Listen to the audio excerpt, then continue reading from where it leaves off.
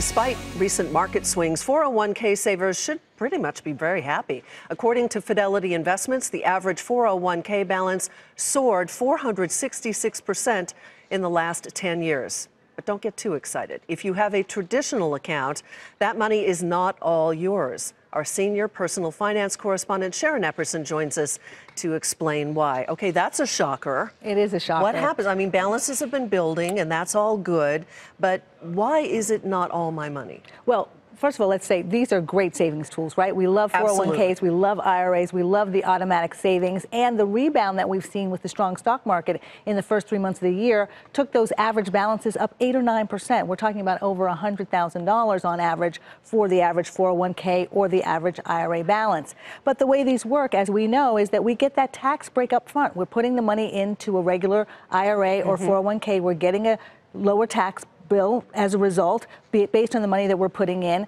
That tax savings does not continue in retirement. I don't think most people think about that.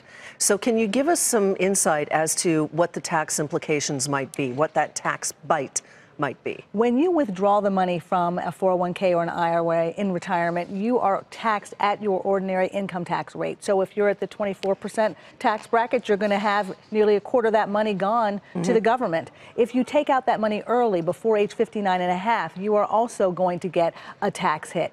And then you have to consider what will happen for the required minimum distributions.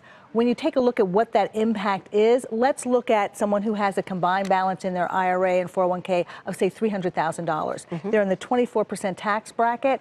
That means they're only going to get to keep 76% of that money, $228,000. So that $300,000 that looks so great after a strong stock market, and you're looking at what you've built up over the past decade, actually what you're going to be able to take home is going to be $228,000. Yeah, that nice round $300,000 number. That's quite a shock. So, and it depends, you know, on when you take out the money, when you take out the required minimum distribution, how much that's going to be. Of course, there are a lot of variables, but there are a lot of things that people need to think about to make sure that they're financially prepared for retirement. That round number may not be the actual number. So what can they do? Well, first of all, saving more aggressively. I mean, I think a lot of us think as we approach retirement, we need to become more and more conservative, maybe a little bit, but you could be retired for a very long time. So you want to make sure that you're continuing to save aggressively, as in putting as much money away as you can, and also invest that money maybe more aggressively than you might think, because you're going to need that money to grow and need that growth over time. You also want to make sure that you are looking at different types of tax implications for your retirement money. So if your company offers a Roth 401k or a Roth IRA, or you're contributing to a Roth IRA where you're able to put in that money after tax, and therefore when you take it out, you're not paying taxes on it, that's something to consider.